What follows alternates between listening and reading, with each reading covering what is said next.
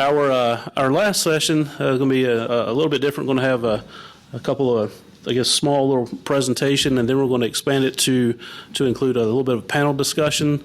Hopefully, get some interactive, some questions and answers going from you guys, and I think maybe they have some questions using the polling app as well.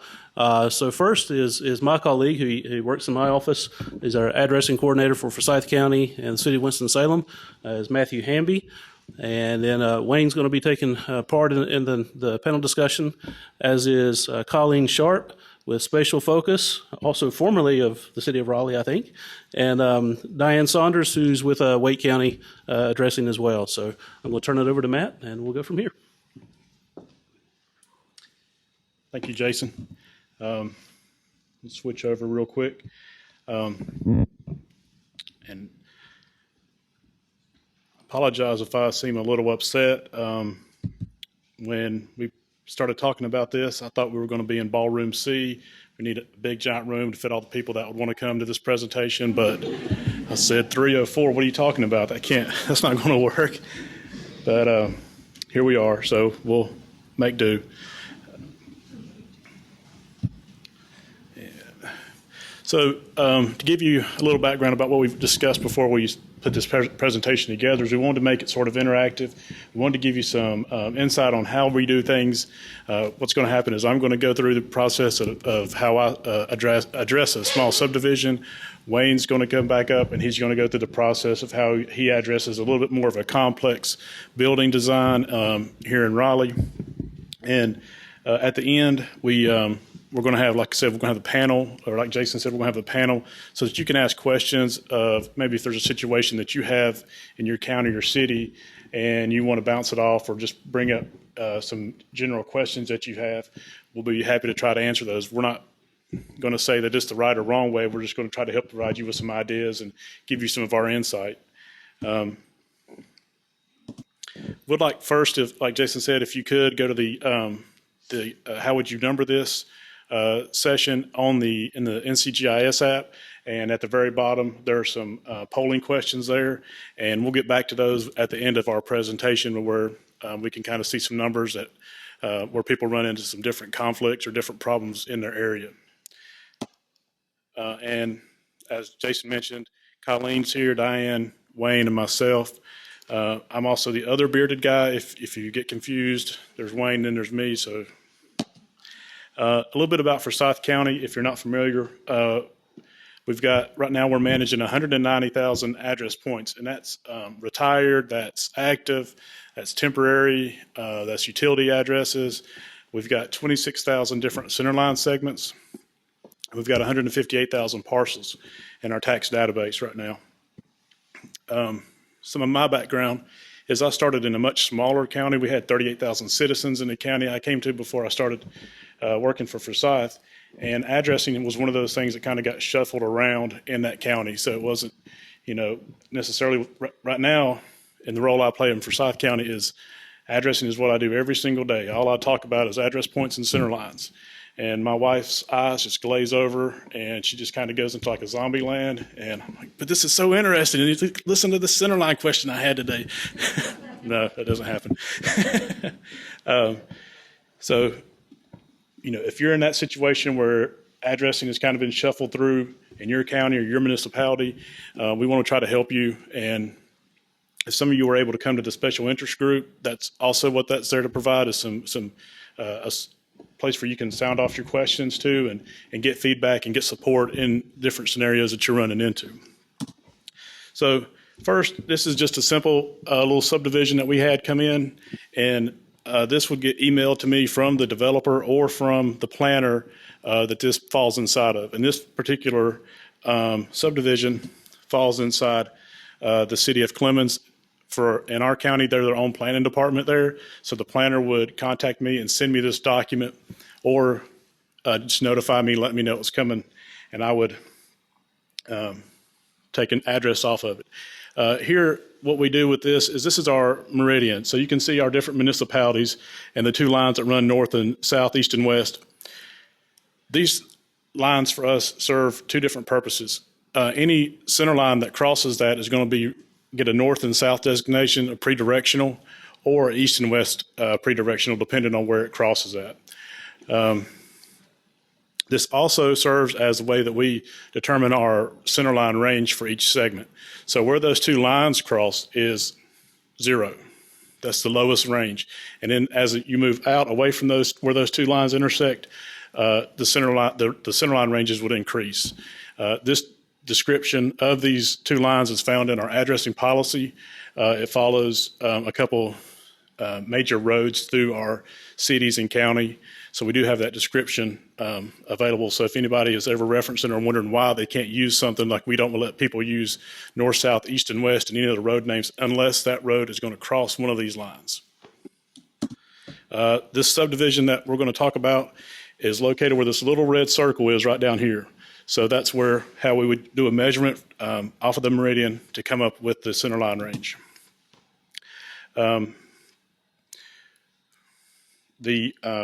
Like I said, the range is determined, and it's almost impossible to see this on this overhead, but there are address points already. We use Bluebeam software. We go in and we address this, and then we'll, once I get done addressing each of the individual parcels, I'll send it to our tax office. And our tax office will take and draw this subdivision in. Here you can see the numbers that we've assigned. Our tax office will take and draw each of the parcels in and create the PIN numbers and a block and lot for each parcel and put the address number in there. We skip numbers at the very beginning.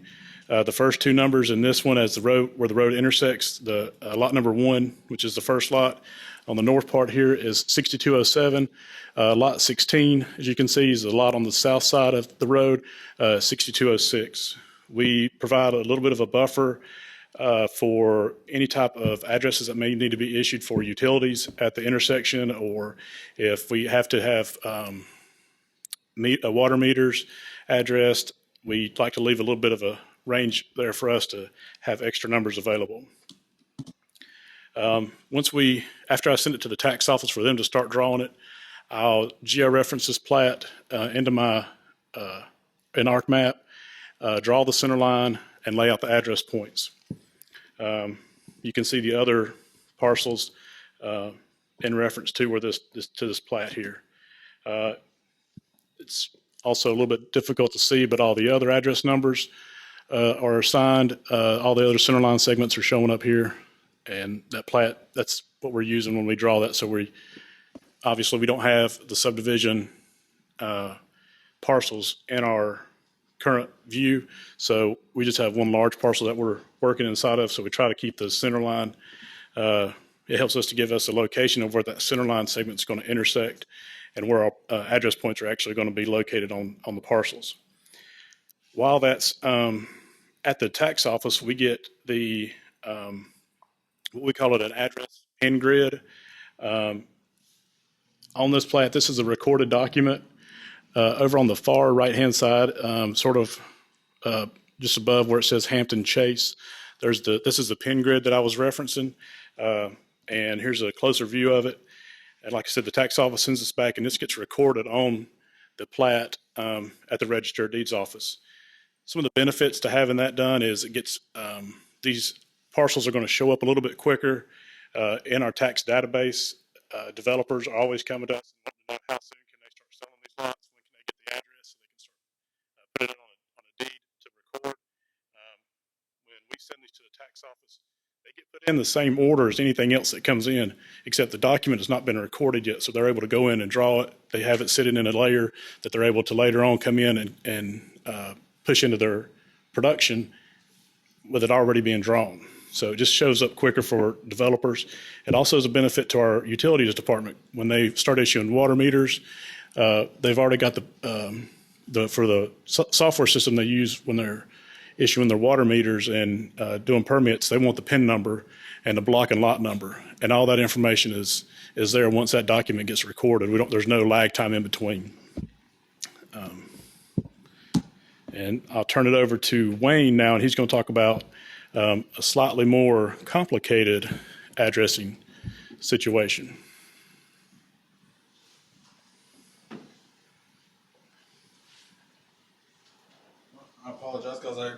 whenever I looked up there, I was looking at the information, and that's not my final project.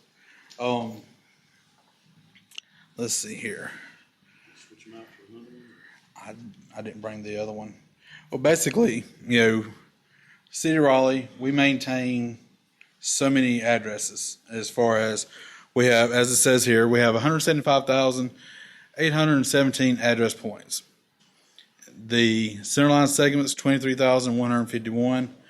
And as far as parcels, 136,623. I did have the suites and the units. Do you remember? 47,000 plus. We'll say 47,000 plus units and suites that we maintain for the city of Raleigh. And what I will be showing you is a building that is known as the L. It's actually two buildings, and it started off in 2007. As you can see here, we have our blank lot and vacant lot. And then 2009, they completed, they had the actual parking deck finished. The parking deck belongs to Wake County. And so then you had the downturn that happened, started off in 2008. But during this whole time, there was, envisioned that there was going to be a building, wrapped around, as a facade for this parking deck. So then 2014, everybody finally started being able to get their funding and be able to start building again. And here you see 2016, it was complete. The L, very interesting, and in my nerd way, I'll say a fun building, because you have two buildings, which is your parking deck and the actual building itself. Then you have 4 parking deck entrances that are, one I believe is off of one parcel. Then you have, and this is also on 2 different parcels as well, you have 1 parking deck entrance off of one parcel, 3 that is off of another parcel, 2 that is vehicular, and 2 that is pedestrian. Then the actual building itself, you have 2 different entrances to the upper levels of floors 2 through 7. One which is off of one street and one which is off of another. You also have 2 different grades of building, as far as front side and second side, as far as the second facing street. And let's see here. Let's go. Yes, the first floor, you have roughly 10 suites that all have individual entrances off onto the sidewalk. There's no entrance into the building and then going to these commercial units. So you have 10 individual units, again, some facing one street, some facing another. And here, as you look at the different levels, this area, well, I'm sorry, you don't see it there. This level here, this is going to be your first level. All these have street level entrances. City of Raleigh, the way that we address those is, since it has a street level entrance, we allow them to have a full-fledged real address. We do not make, well, especially downtown, we do make them have the real address. But as far as, you do not have a 101. You will not have 205 Suite 101. You actually have 205, 207, and so forth, so that they have that real actual address. It was something that we decided, several years back. One, commercial wise, they enjoy having the real address because you get the GPS that takes you straight to that location. You can have that with suites and you have one singular building, but this takes them to the front door a lot of times.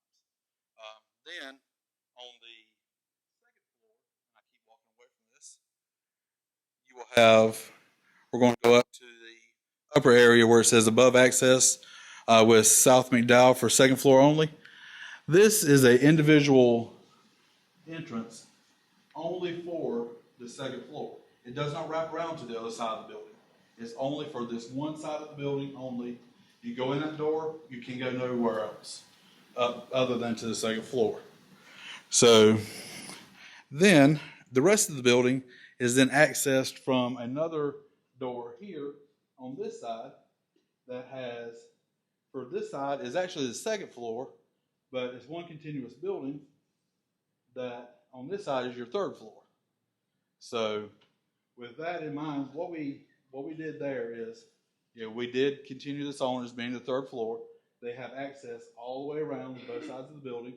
And we take that, further on up all the way through the whole entire building.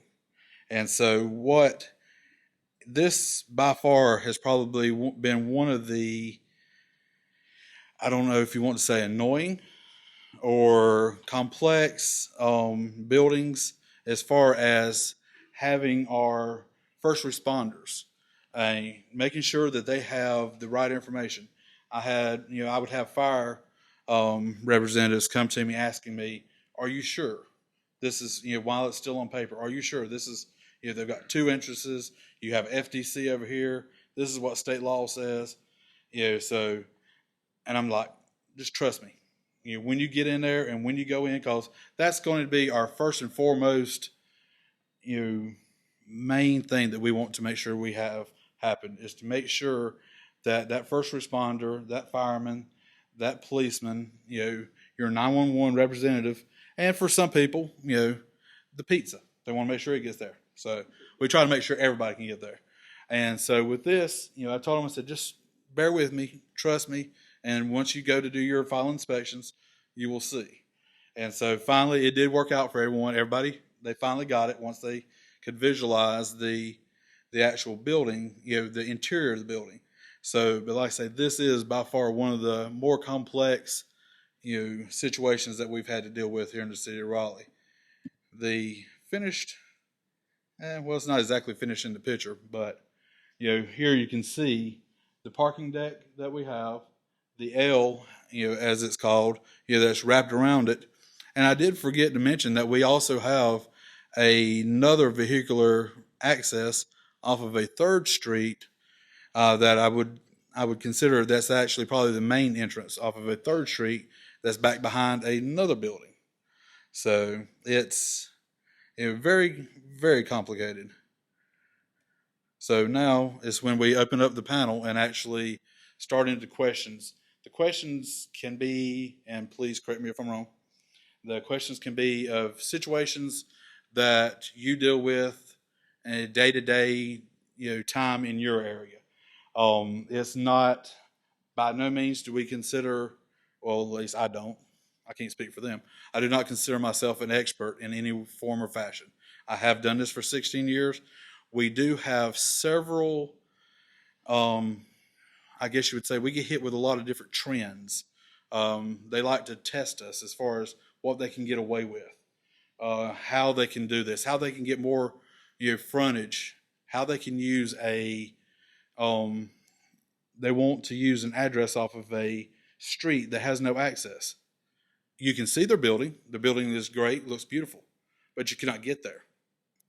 So, we get hit with it all. And like I say, Colleen, she's managed GIS for many, many years. I worked under her I still do. Even though she's retired, I still do. And Diane, she deals with the whole entire county, with all kinds of different things. Not only with having to put up with, City of Raleigh and me, she has to put up with, several other municipalities and having to keep up with how they handle things.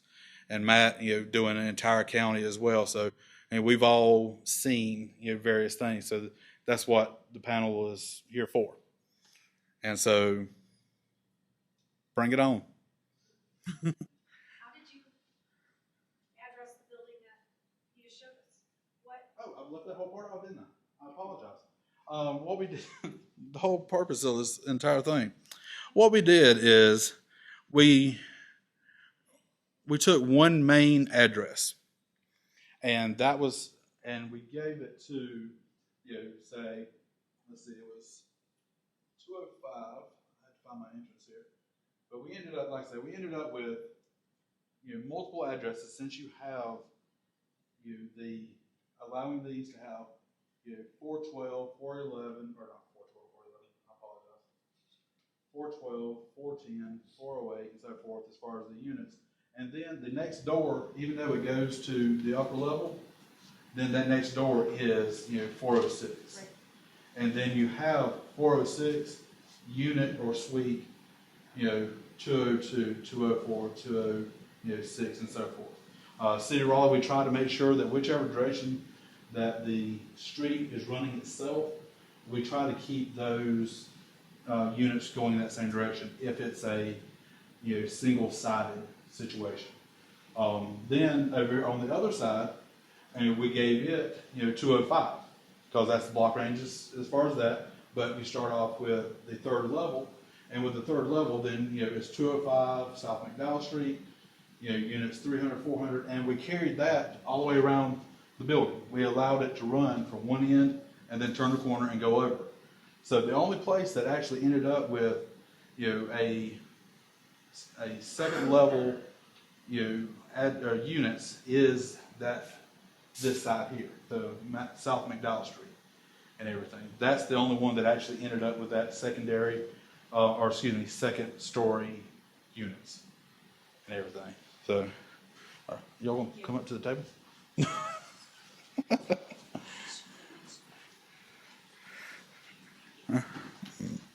All right. Anybody else? Another question? Well, for that one, do you draw the individual points or here without sub-addressing that? Well, currently, and depending on the permitting system that you use, and then also you can't centralize everything around a permitting system, but depending on the needs of the various systems that you deal with, you can go either way. Currently, we do individual points as far as the main address itself. So here, we're going to have 10, 12. We'll have 10 individual addresses, and then sub-addresses, depending on the other systems that need to use the information.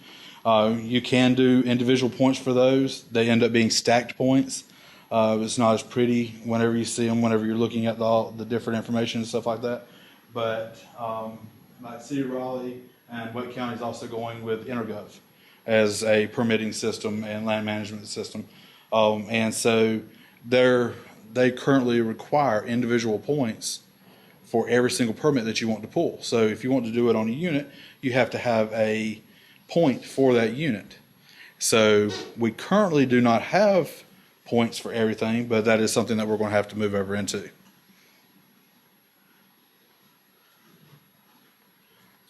Yes, sir. On one of your slides, you had the address points, and you had the amount, the numbers. Mm-hmm. And my question was, is that like one address per parcel?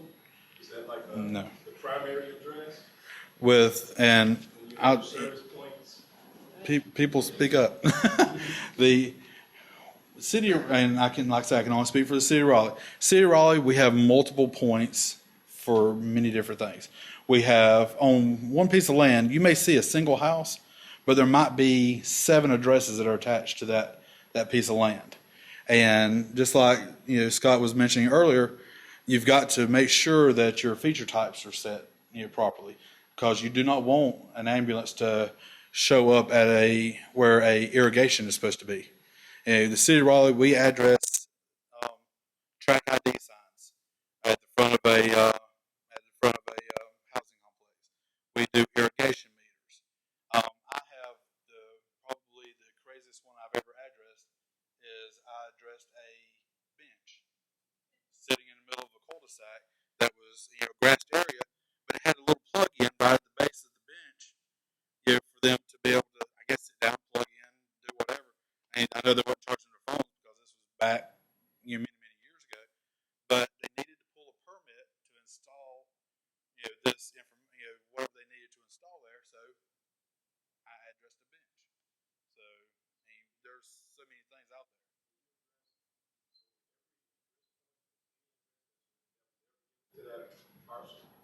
Well, currently, yes. I mean, it's going to be anything that's associated with that parcel, because you do have your parcel address, and depending on how your jurisdiction handles it, which, I mean, I know you're with the city of Raleigh, but the way we handle it is you have when it is a vacant piece of land, it starts off, of course, as an address point for the parcel. Then a single family home comes in. That single family home inherits that address point. Then we turn the feature type into to a structure.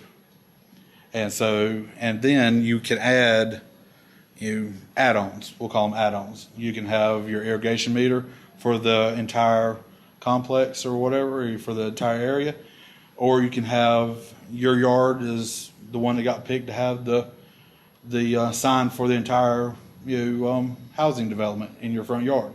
So then you have those addresses that are attached to that parcel.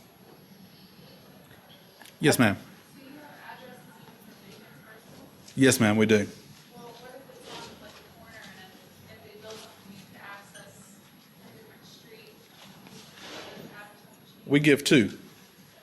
And once, currently, if we know how, what's going to be built there, then we can better associate the address to what's going to be there.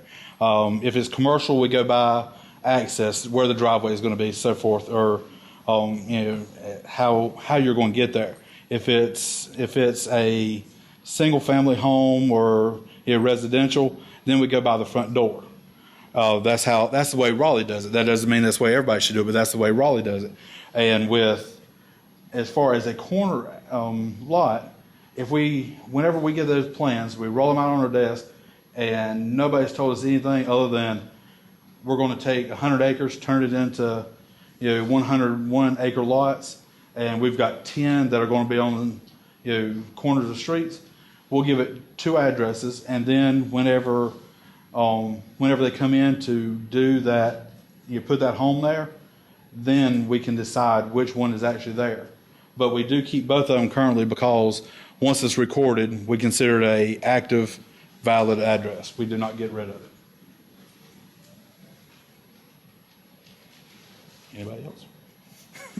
I was Let's just see. going to say in response to the question before that I think one of the things that's really important, and it's become even clearer and clearer for me in the last probably 5 years or more, is for so long we associated, especially as GIS professionals, we associated an address to a parcel. We thought about what that parcel was, and as you start building more of these address databases, I think you almost have to divorce yourself from the parcel, because you're building an address system that is across the board and it's addressing a lot of features, and a parcel is just another boundary that sits on top of it, and that parcel boundary can change. The structure may not change, or the things that are on it might not change, but somebody could come in and do a recombination or something like that, or a subdivision. So really, and then you can figure out what parcel is associated to that point by using all the GIS cool stuff that we do, right? So I think I think a lot of that's also because we started out in a lot of cases with CAMA, right? And everything was associated to the tax assessor and those kinds of things. But I think it becomes really important to start thinking about addresses, that they are their own thing that needs to be managed and assigned and cared for and fed completely separate than parcels. Now, a parcel for the CAMA system and everything does require an address, but they are two different things, and you have to almost separate them. Yes, ma'am. Do you, for the city of Raleigh, do y'all currently address loading docks or things? So we have large buildings and We have. sometimes the loading dock is way over here. We've got a couple of buildings that take up four sides, streets, all four sides. PNC building downtown. Of course, when you walk out of here, you can see it. And we have an area there. And with that particular building, we had situations where my predecessor came in and addressed it as, I think it's 300 or 301. Either way, it's, we'll say 300 Fayetteville Street. Well, we had a client that owns Oro Restaurant, and so she's on a whole nother street. She has seizures. She also lives in the building, and so there, we went through and you basically took a hard look at the entire building, and we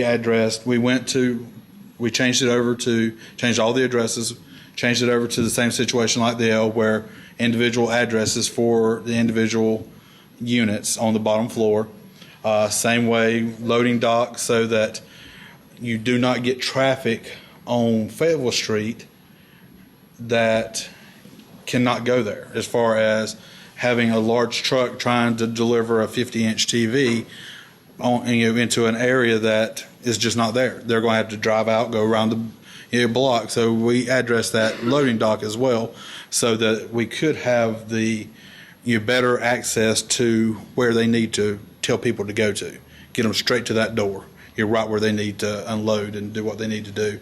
Keep them out of the areas that is going to hinder either some sort of response time for 911 or the pizza guy. He can't park because there's now a 45-foot truck there delivering a 50-inch TV. So yes, we do. Looks like we got got the polling questions to come back up. One of the ones that just, happened to jump on here. How do you determine the block range for a new subdivision? 30% of the people that answered start each block with 100. I know, we still are. Does Colleen or Diane, you want to talk a little bit about the process that you use for coming up with your range? Well, I don't come up with a range. Wayne does all that work for me, or used to. I said I was going to do that, so I had to. And I told you I still work for her. Been retired how long now? 4 years. 4 years. Well, in the city of Raleigh, everything starts at the Capitol and goes out and gets. You all have your point down at the bottom. Raleigh, everything goes out all the way out to the end of the county. We all use the same grid, pretty much, sort of, kind of. No, we don't. You have to check. I'm very Raleigh centric. Sorry. And then based on the grid and the area that you're in, it determines what block range that you start in. And the only block ranges in Raleigh that start in 100 are in the 4 blocks that are around the Capitol. So nothing else has a 100 block range. So if you are way out in the nether reaches of Wake County, which also happens to be in Raleigh, your addresses, a lot of them start at 12,000 because you're that far away from the center point of the city. And Diane can talk about it. So Wake County also uses the same origin, but many of the municipalities within Wake County do these other methods. Cary used to start everything at 100s and started running into troubles with that. They had situations where there was a roundabout that was addressed in 100 range, and all of the streets that came off of it were also addressed in the 100 range. And so they were having troubles with missed deliveries, and people who lived there, the neighbor was getting the lawn services instead of the people who had ordered it and paid for it. So they have moved away from starting everything with 100s. But I just had a meeting with the people in town of Holly Springs recently, and they very strongly want to stick with starting at 100, or at least the fire department does. Planning department may or may not go along with that. So, could you put up some of the other? Yeah, got another question. What type of property do you find the hardest to address? By far, apartment buildings seem to be everyone's favorite thing to address, and wish they could just get back to their office and start getting more apartment buildings to address, it looks like. It's a joke. I could talk a little bit about with what I do is we would typically, if there's more than 2 buildings going to be in the apartment complex, then we will have them name the road, and then we would number each building individually with its own number, and then we would give the apartments, unique numbers using sub-addresses, starting with the first floor and going up. So the first building going in might be 5500 whatever the street name is, and then the apartments going in. We would just start with 100 or 101, and then just do those going around. So, and then the second floor, start with 200, third floor, 300, and so on. So, did anybody have any specific questions about apartments? I have an apartment building question. I would love to. Go for it. So I'm actually, something I'm working on right now, there's an apartment building that has a T center. And I'm curious, it actually comes up and around, and then it's a long hallway, and then like a leg comes off of it.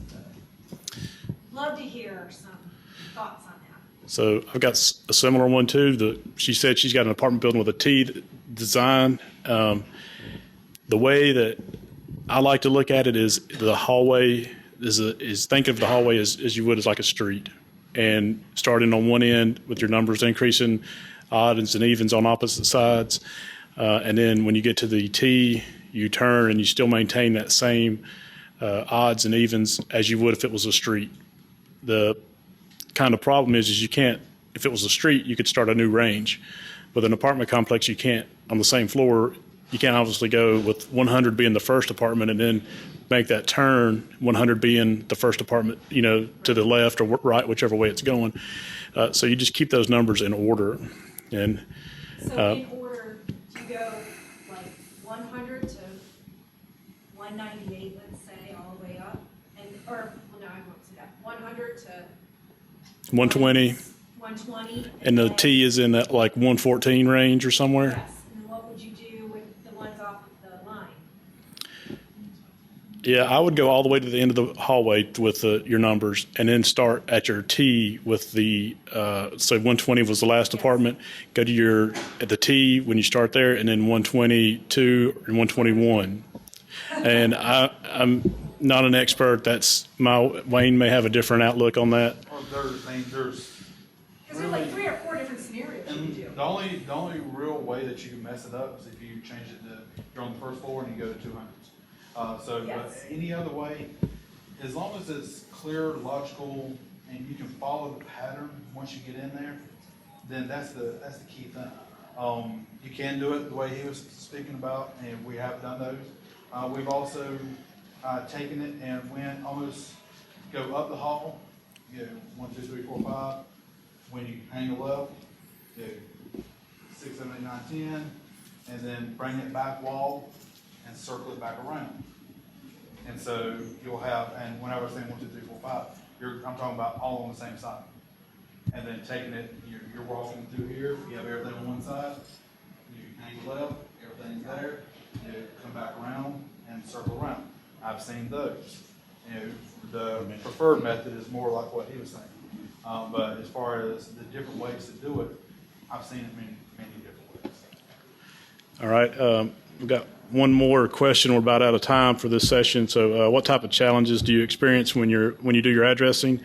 And it's pretty much split, looks like, between the experience and dealing with other staff or other departments. And the experience piece, I can tell you, that the special interest group is here to try to help with that.